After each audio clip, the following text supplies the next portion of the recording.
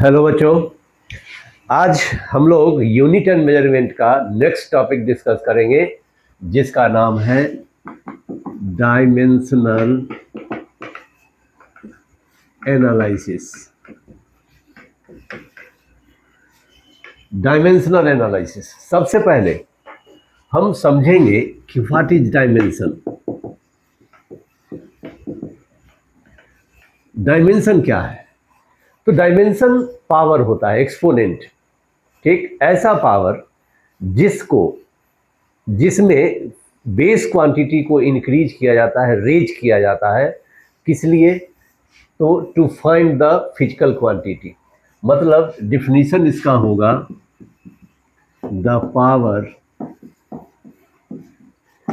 To which base quantity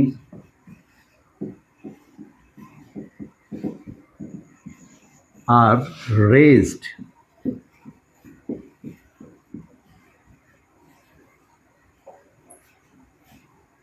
raised to represent the physical quantity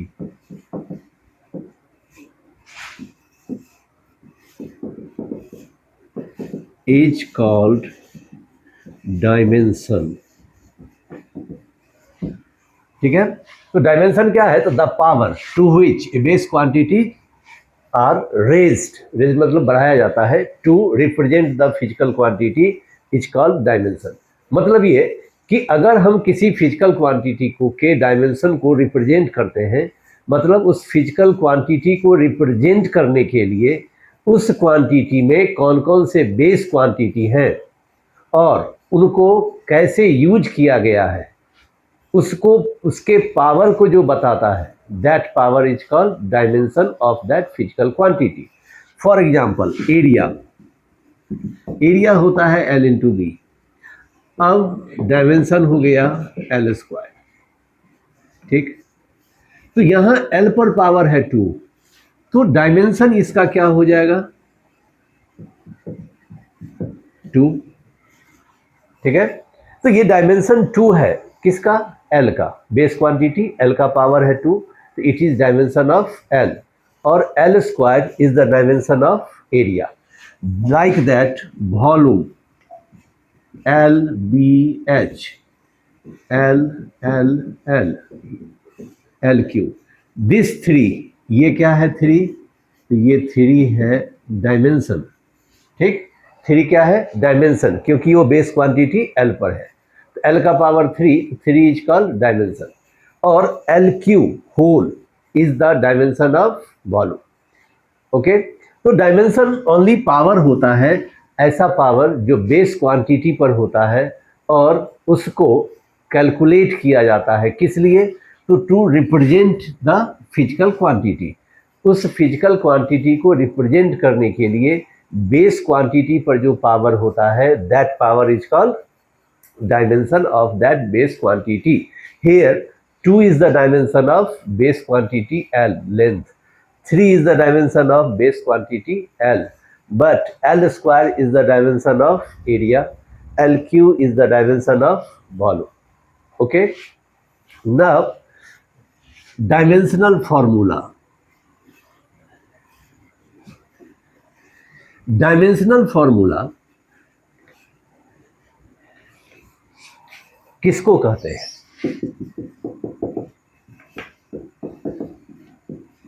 dimensional formula मतलब ऐसा formula जिसमें 3 basic quantity होते हैं। कौन कौन? Mass, length and time. The formula having M, L and T together is called dimensional formula. ठीक है, मतलब जिस फॉर्मूला में M, L और T तीनों क्या हो? एक साथ हो, उसको हम क्या कहते हैं? Dimensional formula. जैसे एरिया, एरिया का डायमेंशन होता है एल स्क्वायर, ठीक है, but it is not a dimensional formula. क्यों? क्योंकि अकॉर्डिंग टू डिफिनीशन इसमें क्या क्या होना चाहिए, एम एल और टी तीनों एक साथ होना चाहिए। तो इसका डायमेंशनल फॉर्मूला क्या होगा, तो मिसिंग क्वांटिटी जो है उसका पावर 0 करके इसके साथ हम ऐड कर देंगे। देन एरिया का डायमेंशनल फॉर्मूला हो गया m0 एल स्क्वायर t0, ठीक है। उसी तरह जैसे वेलोसिटी, वेलोसिटी का डायमेंशन होता है एल टी इनवर्स, ठीक है। तो यहाँ एल और टी है बट एम मिसिंग है, तो इसका डायमेंशनल फॉर्मूला क्या हो जाएगा, m0 एल टी इनवर्स, ठीक है। तो वेरी सिंपल समझना है कि डायमेंशनल फॉर्मूला उस फॉर्मूला को कहते हैं जिसमें एम एल और टी तीनों क्या होते हैं, एक साथ होते हैं।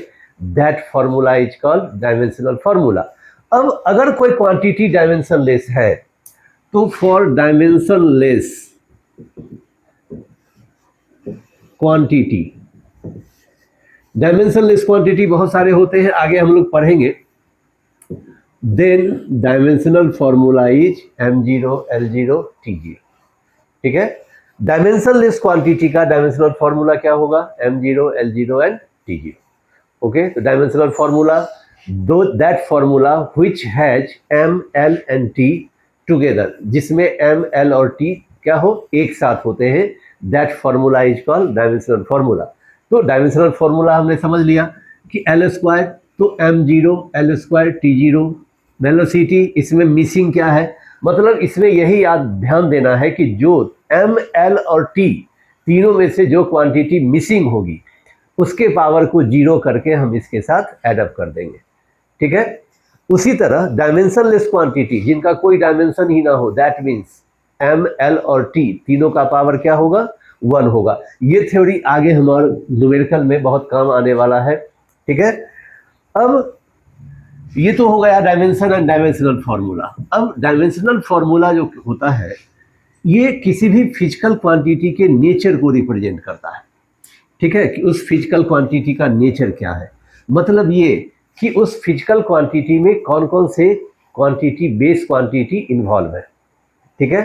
तो डायमेंशनल फॉर्मूला का इंपॉर्टेंस यही है कि हम किसी भी फिजिकल क्वांटिटी में क्या क्या कौन कौन सी क्वांटिटीज इन्वॉल्व है इसका पता हम लगा सकते हैं। दैट मीन्स ये nature of the physical quantity को रिप्रेजेंट करता है, okay. It represents the nature of physical quantity, ठीक है। It represents the nature of physical quantity. अब जैसे कि F equal to M A, तो इस फॉर्मूला से ये पता चलता है कि F depends on M and A, M for mass, A for acceleration. But इसका अगर हम डायमेंशनल फॉर्मूला लें तो ये आता है MLT इनवर्स 2। ये फोर्स के बेसिक क्वांटिटीज के टर्म में ये डायमेंशनल फॉर्मूला आया।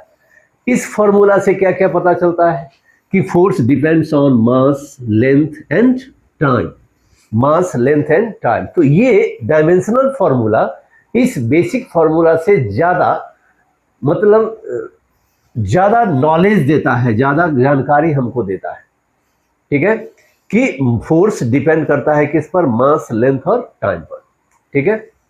तो ये नेचर बताता है कि फोर्स में कौन कौन सी क्वांटिटीज इन्वॉल्व है, तो हम कहेंगे mass, length and also time. It is the basic form of force, okay. तो ये नेचर को रिप्रेजेंट करता है। नाउ सिंबल, डायमेंशनल इक्वेशन, यानी डायमेंशन का अपना एक सिंबल होता है, सिंबल होता है इसका स्क्वायर ब्रैकेट, ठीक है। स्क्वायर ब्रैकेट से इसको रिप्रेजेंट करते हैं। हमने पढ़ा था यूनिट में भी कि 7 फिजिकल क्वांटिटीज होते हैं, यहाँ भी 7 फिजिकल क्वांटिटीज होंगे और सबका अपना अपना डायमेंशन होता है, ठीक है। तो अब हम देखेंगे बेस क्वांटिटी एंड डायमेंशन। पहला मास, dimension is m. Second, length, dimension is l. Third, time, dimension is t. Fourth, electric current, dimension is a. 5, temperature,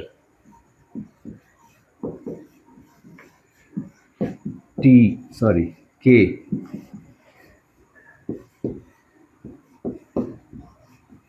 Luminous intensity, CD. 7th,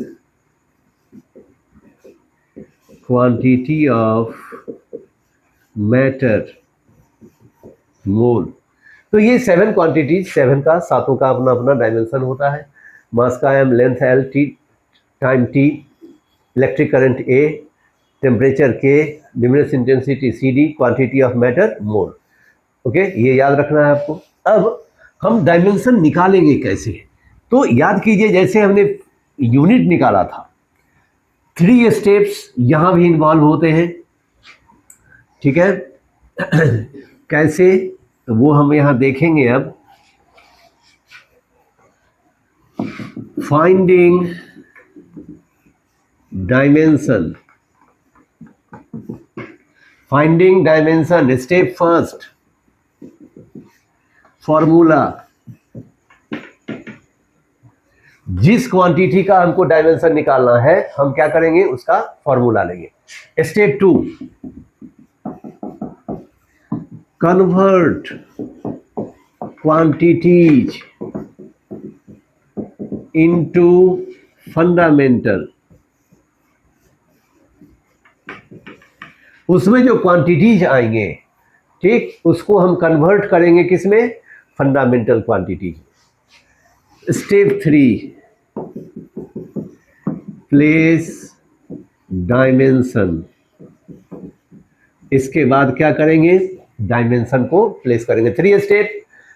पहला स्टेप फॉर्मूला, जिस क्वांटिटी का हमको dimension निकालना है उसका हम formula लेंगे। स्टेप 2, उस क्वांटिटी में जो क्वांटिटी, उस फॉर्मूला में जो क्वांटिटीज आएंगे उस क्वांटिटीज को हम कन्वर्ट करेंगे किसमें, फंडामेंटल क्वांटिटीज में। यहाँ क्या हो सकता है कि कुछ फॉर्मूला में कुछ क्वांटिटीज फंडामेंटल होते हैं, कुछ डिराइव्ड होते हैं, तो जो फंडामेंटल है वो तो चेंज होंगे नहीं, तो चेंज हम करेंगे किसको, तो डिराइव्ड क्वांटिटीज को चेंज करेंगे। किस में करेंगे चेंज, तो फंडामेंटल क्वांटिटी में करेंगे।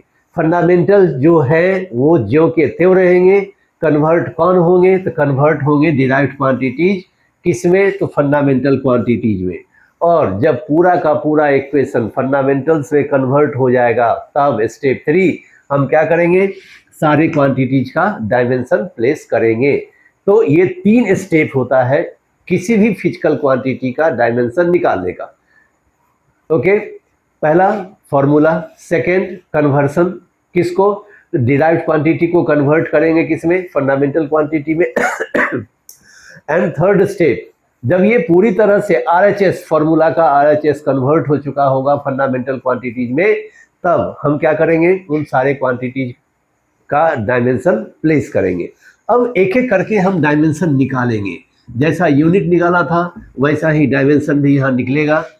ठीक है, तो पहला डायमेंशन हम निकालते हैं फोर्स का। Force F equal to ma। पहला स्टेप पूरा हो गया, मैंने फॉर्मूला ले लिया F बराबर ma। यहाँ m मास है, मास फंडामेंटल क्वांटिटी है और a एक्सेलरेशन है, तो मास कन्वर्ट नहीं होगा। मैंने शुरू में कहा कि जो फंडामेंटल है वो कन्वर्ट नहीं होगा, तो कन्वर्ट कौन होगा, जो डिराइव्ड है। एक्सेलरेशन यहाँ डिराइव्ड क्वांटिटी है, तो एक्सेलरेशन को कन्वर्ट करेंगे। एक्सेलरेशन बराबर क्या होगा, तो change in velocity by time. Change in velocity is also velocity, ठीक, एंड टाइम। अब देखिए मास एंड टाइम ये दोनों क्या हो गया, फंडामेंटल।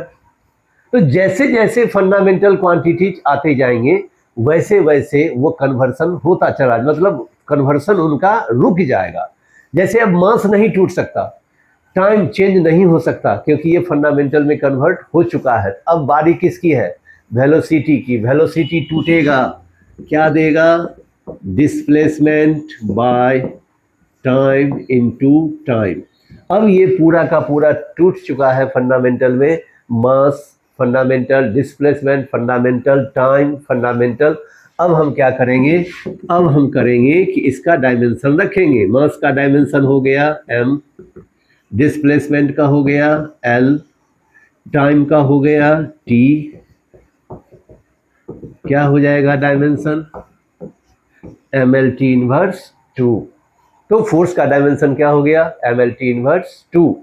इसको हम एक स्टेप और कम भी कर सकते थे। कैसे? तो मैंने पिछले बार बताया था आपको यूनिट में कि acceleration equal to displacement by time square. ये काफी इंपॉर्टेंट फॉर्मूला है, इसको नोट कर लीजिए। एक्सेलरेशन इसको equal to displacement by time square. आप कहेंगे कि acceleration equal to change in velocity by time होता है, ठीक है, बट ये जो फॉर्मूला वो फॉर्मूला भी होता है और ये फॉर्मूला भी उसी से डिराइव किया गया है। बट इस फॉर्मूला की खासियत ये है कि इसमें जो भी क्वांटिटीज आई है वो सारी की सारी क्वांटिटीज क्या है? तो बेसिक क्वांटिटीज है, फंडामेंटल क्वांटिटीज है, ठीक है। तो इससे हमको एक स्टेप की बचत हो जाएगी, ठीक है। यहाँ जैसे यहाँ मास एफ एम इंटू ए था, तो हमने यहाँ क्या किया? वेलोसिटी बाय टाइम, फिर इसको तोड़ा डिस्प्लेसमेंट बाय टाइम। तो ये स्टेप हमारा हट जाता, डायरेक्ट हम लिखते हैं mass into displacement by time square. तो ये फॉर्मूला इंपॉर्टेंट है, आगे बहुत काम देने वाला है, इसलिए इसको ध्यान में रखना है। Acceleration equal to displacement by time square. खासियत क्या है इस फॉर्मूले की? क्योंकि इसमें जितनी भी क्वांटिटी यूज की गई है वो सारी की सारी क्वांटिटी क्या है? तो फंडामेंटल फॉर्म में है और डायमेंशन निकालने के लिए हमको वो चाहिए, इसीलिए हम इसको अब आगे डायरेक्ट यूज करेंगे। एक्सेलरेशन की जगह पर क्या? तो डिस्प्लेसमेंट बाय टाइम स्क्वायर। तो ये फोर्स का हो गया। Now next quantity work. तो वर्क W इक्वल टू होता है Fs। W equal to Fs। वैसे W equal to Fs cos theta होता है, but cos theta angle term है जिसका डायमेंशन होता नहीं है, इसलिए हम उसको नहीं लेंगे, यहाँ अवॉइड करेंगे। तो W इक्वल टू क्या होगा? Fs। ना यहाँ फंडामेंटल कौन है? तो फंडामेंटल है डिस्प्लेसमेंट। यूनिट में मैंने बताया था 7 क्वांटिटीज। कौन कौन? तो वो 7 क्वांटिटीज थे। लेंथ बराबर था कौन? Length, breadth, height, distance, displacement, radius and diameter. ये 7 ऐसे क्वांटिटीज थे जो किसके इक्विवेलेंट थे? लेंथ के। और लेंथ क्या होता है? Fundamental quantity. On this basis all these 7 quantities are also fundamental quantities, ठीक। मतलब इस सातों में से कोई भी हमको कहीं भी फॉर्मूला में यूज करें हम, तो उसको हम क्या मानेंगे? लेंथ मानेंगे। और लेंथ फंडामेंटल है, इसीलिए ये सारे के सारे क्या है? फंडामेंटल। इसी में से क्वांटिटी आया है डिस्प्लेसमेंट, यहाँ F into S, S for displacement. तो ये डिस्प्लेसमेंट क्या है? फंडामेंटल क्वांटिटी है, ये नहीं टूटेगा। अब कौन टूटेगा? तो टूटेगा F। F बराबर M A S, ठीक। F equal to M A, F के जगह पर एम ए इंटू एस। अब यहाँ 3 क्वांटिटीज हो गए, मास, एक्सेलरेशन एंड डिस्प्लेसमेंट। इसमें से मास एंड डिस्प्लेसमेंट क्या है? फंडामेंटल क्वांटिटी है, नहीं टूटेगा। बचा कौन? एक्सेलरेशन। एक्सेलरेशन इक्वल टू क्या होगा? अभी अभी बताया है, डिस्प्लेसमेंट बाय टाइम स्क्वायर, ठीक है। एक्सेलरेशन की जगह पर क्या आ गया? s by T square, s for displacement, t for time, ठीक। अब ये पूरा का पूरा RHS कन्वर्ट हो चुका है किसमें? बेस क्वांटिटी में। अब हम करेंगे क्या? तो सबका डायमेंशन रखेंगे बाय टी स्क्वायर। तो dimension of work ml square T inverse 2, okay. Work का डायमेंशन क्या हो गया? ml square T inverse 2। अब ये वर्क का जो डायमेंशन होता है ये एनर्जी, के ई के बराबर होता है, पी के बराबर होता है। मतलब ये कि work, kinetic energy and potential energy तीनों का डायमेंशन क्या होता है, ml स्क्वायर टी इनवर्स 2। ठीक, इस तीनों का डायमेंशन क्या होगा, सेम होगा। Work, kinetic energy and potential energy याद रखना है आपको ये। तो तीनों का डायमेंशन हो गया ml square T inverse 2। Now power, dimension of power,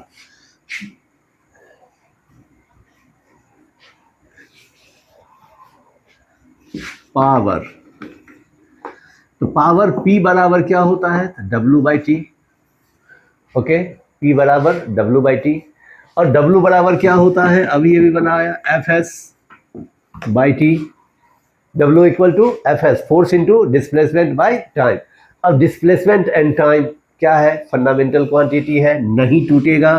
कौन टूटेगा, M A S by T. F टूट गया, एम इंटू ए, ठीक, N into S by T तो पहले से है ही। अब देखिए फिर यहाँ चेक कीजिए, तो मास, एस, डिस्प्लेसमेंट एंड टाइम, ये तीनों क्या है, तो फंडामेंटल है, ये तीनों नहीं टूटेगा। बचा कौन, ए।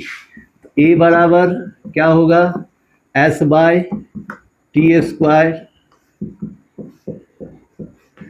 ठीक, ए की जगह पर क्या, S by T square. S by T पहले से है, अब ये पूरी तरह से फंडामेंटल में कन्वर्ट हो चुका। M for mass, S for displacement, T for time. Now place the dimension, M,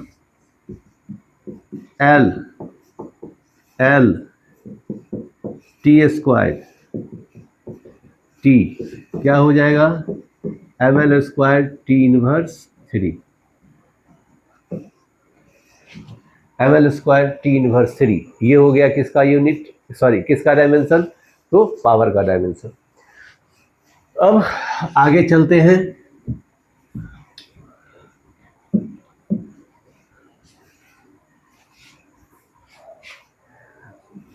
pressure, pressure P बराबर एफ बाई ए। ठीक है, प्रेशर P बराबर F by A. F force, A area, दोनों में से कोई फंडामेंटल नहीं है, तो क्या करेंगे, दोनों को तोड़ेंगे। एफ बराबर एम ए, एरिया बराबर एल इंटू बी। अब चेक कीजिए कौन कौन फंडामेंटल है, तो mass fundamental, length fundamental, breadth fundamental. ठीक है, लेंथ एंड ब्रेथ किसके इक्विवेलेंट, तो लेंथ के इक्विवेलेंट। तो ये तीनों फंडामेंटल है, तो अब बचा कौन, ए। ए को हम कन्वर्ट करेंगे फंडामेंटल में, कैसे, L into B S Y T square. A बराबर S Y T square. Again recheck, M S L B and T square, whole R H S H fundamental. अब हम क्या करेंगे, सबका डायमेंशन रखेंगे।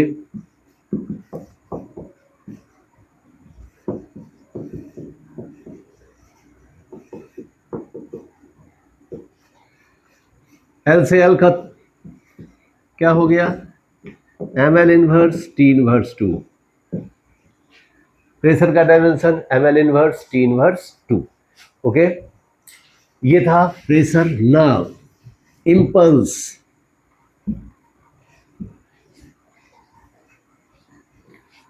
Dimension of impulse,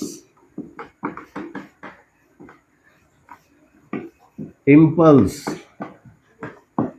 I equal to होता है F into T. अब क्या है कि हमने बहुत डायमेंशन निकाल लिया है, और अगर हमको याद है डायमेंशन, अब हम डायरेक्ट डायमेंशन रखेंगे। जैसे फोर्स का dimension M L T inverse 2, time का डायमेंशन टी क्या हो गया, एम एल टी इनवर्स हो गया। ठीक, इम्पल्स का डायरेक्शन, ये डायमेंशन क्या हो गया, एम एल टी इनवर्स। ये डायमेंशन साथ साथ ये भी करते जाएंगे हम, ये किसके बराबर होता है, तो मोमेंटम के बराबर। ये सब क्वेश्चंस पूछने लायक हैं, पूछे जाते हैं। तो ये इम्पल्स का डायमेंशन और मोमेंटम का डायमेंशन, दोनों का डायमेंशन क्या होता है, तो एम एल टी इनवर्स होता है। ठीक है, याद रखना होगा आपको ये कि इम्पल्स एंड मोमेंटम का ये डायमेंशन क्या होता है, सेम होता है। क्या होता है, तो एम एल टी इनवर्स होता है। Okay, now dimension of ji,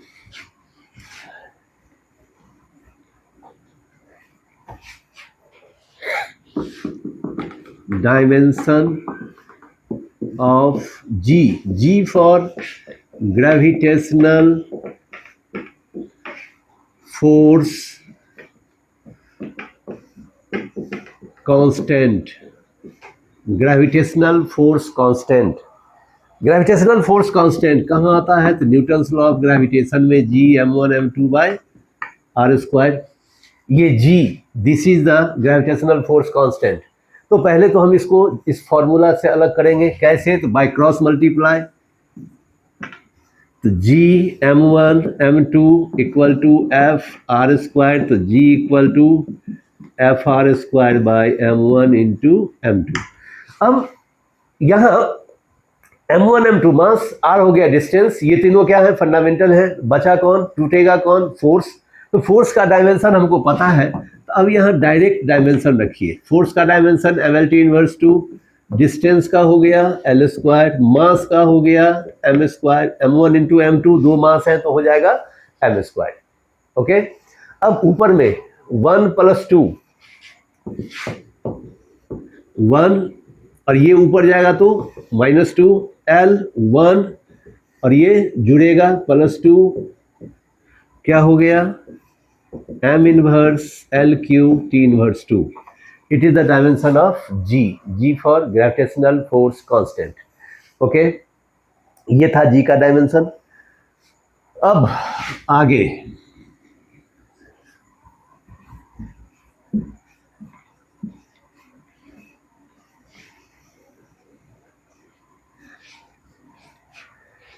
Planck's constant.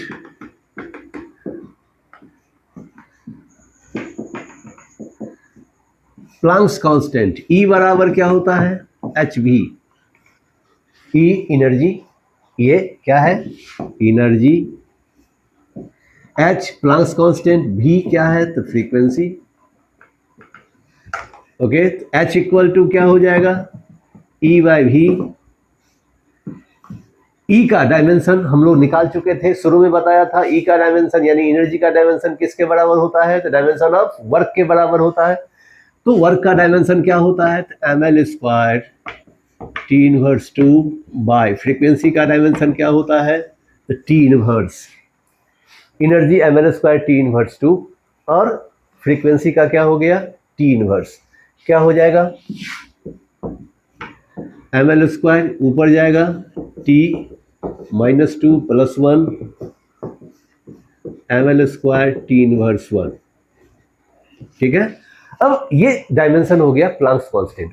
अब इतना करने के बाद हम लोग एक चीज और समझ लेंगे कि इस डायमेंशन को एनालाइज कैसे करते हैं, लिखते कैसे हैं. ठीक है. तो इसको लिखेंगे जैसे ये डायमेंशन है. तो m का पावर क्या है? 1. तो इसको लिखेंगे 1 इन मास. L का पावर क्या है? 2. तो 2 इन लेंथ. T का पावर क्या है? -1. तो -1 इन टाइम. ठीक है. ये इसका रिप्रेजेंटेशन हो गया. मतलब क्या है कि m का पावर जिसका जो डायमेंशन है उसको हमने लिख दिया. तो m1 तो 1 इन मास, L2 2 इन लेंथ, T -1 तो -1 इन टाइम. ओके. ये सब इंपॉर्टेंट है इसलिए इसको बताना जरूरी है. अब हम चलते हैं इलेक्ट्रोस्टैटिक.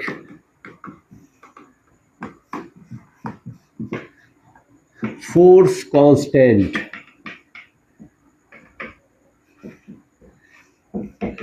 के. इलेक्ट्रोस्टैटिक फोर्स कांस्टेंट ये किस फॉर्मूला में आता है? तो ये आता है Coulomb's law. F equal to K Q1 Q2 bye R square. यहाँ भी हम क्या करेंगे? K को अलग करेंगे. तो क्या हो जाएगा? K Q1 Q2 equal to F R square. K equal to F R square by Q1 into Q2. Okay. अब यहाँ fundamental F force, R distance, Q1 Q2 charge है. तो यहाँ एक ही फंडामेंटल है. कौन? R. बिकॉज R डिस्टेंस है और डिस्टेंस इक्विवेलेंट होता है किसके? लेंथ के. तो इस तरह से R क्या हो गया? Fundamental quantity. तो अब बचा कौन, फोर्स एंड चार्ज। ठीक, ये दोनों टूटेंगे। अब चार्ज के बारे में जरा जान लेते हैं। हमने पढ़ा है, आप भी पढ़े होंगे, I बराबर क्यू बाई टी। तो Q इक्वल टू क्या होता है, I T. Okay, Q charge equal to I into T. ये फंडामेंटल फॉर्म में है। I हो गया करंट, T हो गया टाइम। अब इसका डायमेंशन क्या होगा, I का डायमेंशन A, T का डायमेंशन T। तो चार्ज Q का डायमेंशन हो गया ए टी। ओके, अब सबका डायमेंशन रखिए। फोर्स का dimension M L T inverse two, length का dimension L square by charge A T square.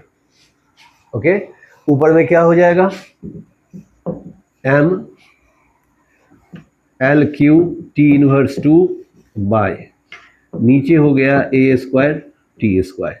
ऊपर ले जाइए, एम एल क्यू टी -2, ये ऊपर जाएगा -2, -4 ये ऊपर जाएगा। It is the dimension of के, यानी electrostatic force constant. Okay, dimension of epsilon not,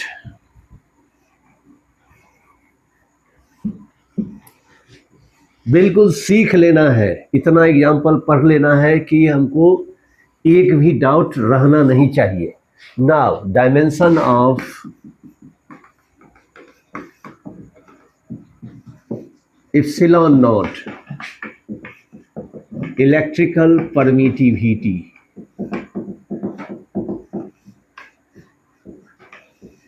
electrical permittivity of free space कहते हैं इसको, ऑफ फ्री स्पेस। ठीक है, ये कूलम्ब्स लॉ से रिलेटेड टर्म है। अब कूलम्ब्स लॉ का जो फॉर्मूला होता है 1/4πε0 Q1 Q2 bye R square, ये कूलम्ब्स लॉ का फॉर्मूला है।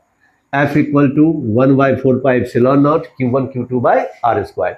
तो अभी अभी जो फॉर्मूला हमने पढ़ा था K Q1 Q2 bye R square, उसी K के जगह पर ये आता है 1/4πε0 in SI unit. SI unit में K का वैल्यू होता है 1/4πε0, जिसका वैल्यू होता है 9 × 10⁹।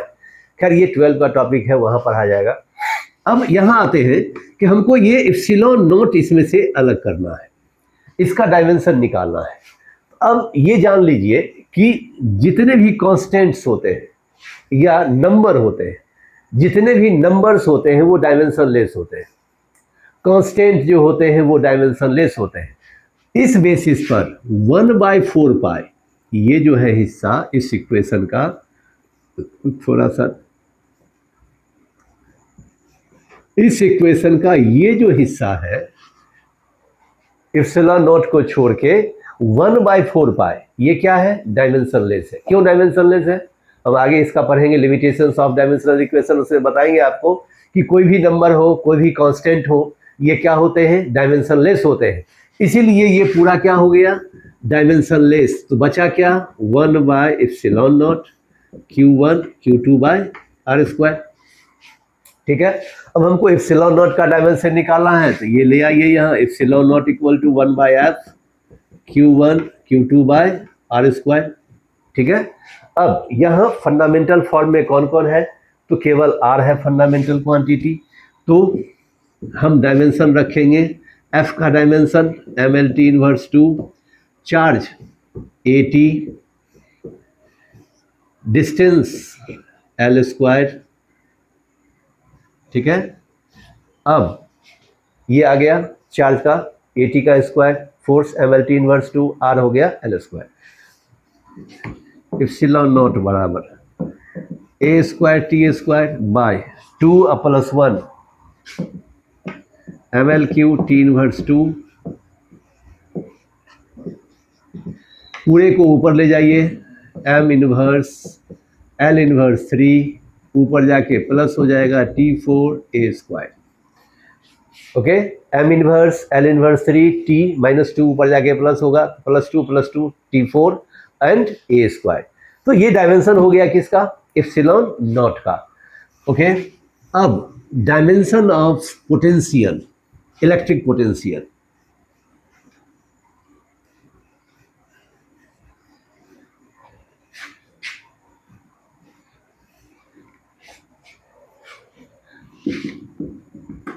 Electric potential V equal to होता है W by Q. Potential, electric potential V बराबर क्या होता है? तो W बाई क्यू। W क्या है? It is work by charge. Work by charge, दोनों में से कोई फंडामेंटल नहीं है। ठीक, हम क्या करेंगे, डायरेक्ट यहां डायमेंशन रखेंगे। वर्क का dimension ml square T inverse 2, charge का डायमेंशन क्या हो गया? AT। अरेंज कर लीजिए, ml square T inverse 3 A inverse. ठीक है, ऊपर जाके -1 ऐड हो जाएगा, ऊपर जाके -1, ml square T inverse 3 A inverse. A inverse ये डायमेंशन हुआ किसका? It is the dimension of V, potential and also potential difference. ठीक है, potential, electric potential and potential difference, दोनों का डायमेंशन क्या हो गया? It is the also the dimension of potential difference. ये मत समझिएगा कि पोटेंशियल डिफरेंस का डायमेंशन अलग होता है। ये हो गया क्या? इलेक्ट्रिक पोटेंशियल, इलेक्ट्रिक पोटेंशियल, और ये हो गया पोटेंशियल डिफरेंस। दोनों का डायमेंशन सेम क्या होगा? ml square T inverse 3 A inverse. Okay, now dimension of resistance.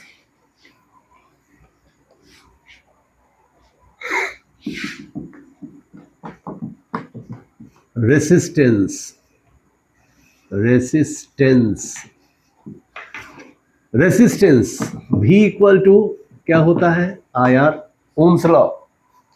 इसमें R रेसिस्टेंस है तो R इक्वल टू क्या होगा? V by R। V क्या है? तो ये है पोटेंशियल डिफरेंस। ओम्स लॉ में V क्या है? तो always say potential difference, electric potential भूल के भी मत बोलिएगा। ओम्स लॉ में V क्या है? पोटेंशियल डिफरेंस है। ओके, बाय I क्या हो गया?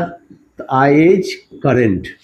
अब पोटेंशियल डिफरेंस का डायमेंशन अब ये भी निकाला है। चलिए इसको फिर तोड़ लेते हैं। पोटेंशियल डिफरेंस V बराबर क्या निकाला था? W by Q into I। V बराबर W by Q into I। ठीक, सिंप्लीफाई हो चुका है। अब डायमेंशन रखिए, ml स्क्वायर T इनवर्स 2, किसका डायमेंशन? वर्क का। चार्ज का dimension AT time A, current का डायमेंशन हो गया A। इसको अरेंज कर लीजिए, ml square T inverse 2 by, नीचे हो गया A स्क्वायर इंटू T। ठीक है, A स्क्वायर इंटू T, ऊपर जाएगा ये क्या हो जाएगा? ml square T inverse 3 A inverse 2। It is the dimension of resistance. ठीक है, R का डायमेंशन क्या हो गया? ml square T inverse 3 A inverse 2। Specific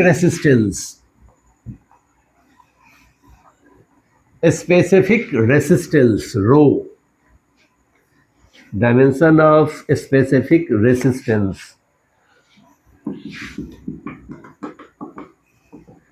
specific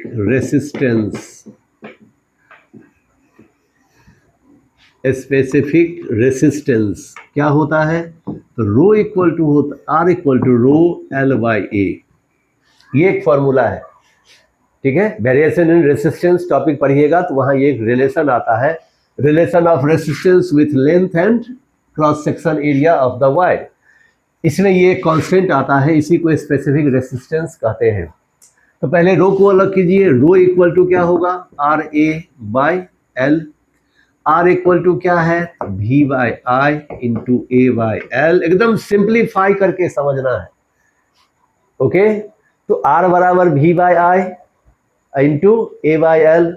इसको और तोड़ लीजिए, V बराबर क्या होगा? तो W by Q into A by I into L.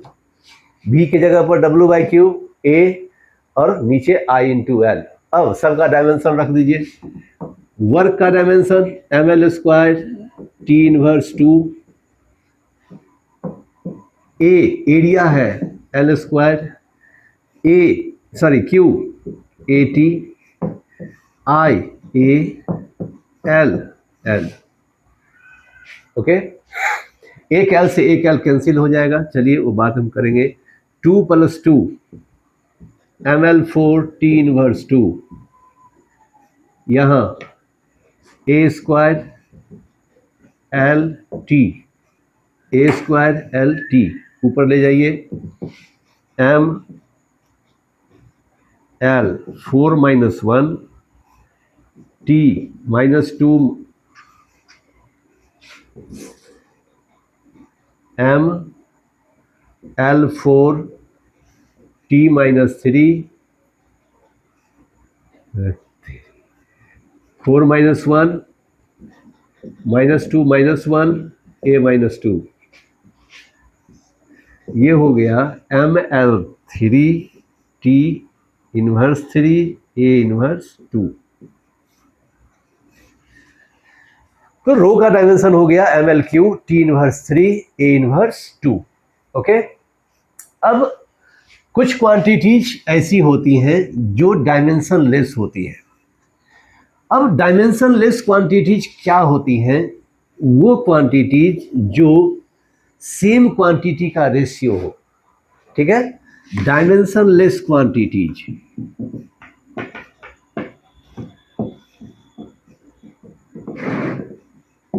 Dimension less quantities अभी अभी बताया, नंबर्स डायमेंशन लेस होते हैं, कांस्टेंट्स डायमेंशन लेस होते हैं, एंगल्स डायमेंशन लेस होते हैं, ये सब तो होते हैं, बट कुछ फिजिकल क्वांटिटीज भी ऐसे होते हैं जो डायमेंशन लेस होते हैं। पहला क्वांटिटी है स्ट्रेन। स्ट्रेन, ठीक है, बिकॉज ये स्ट्रेन जो होते हैं टू सिमिलर क्वांटिटी का रेशियो होता है, ठीक है, जैसे लॉन्गिट्यूडिनल स्ट्रेन,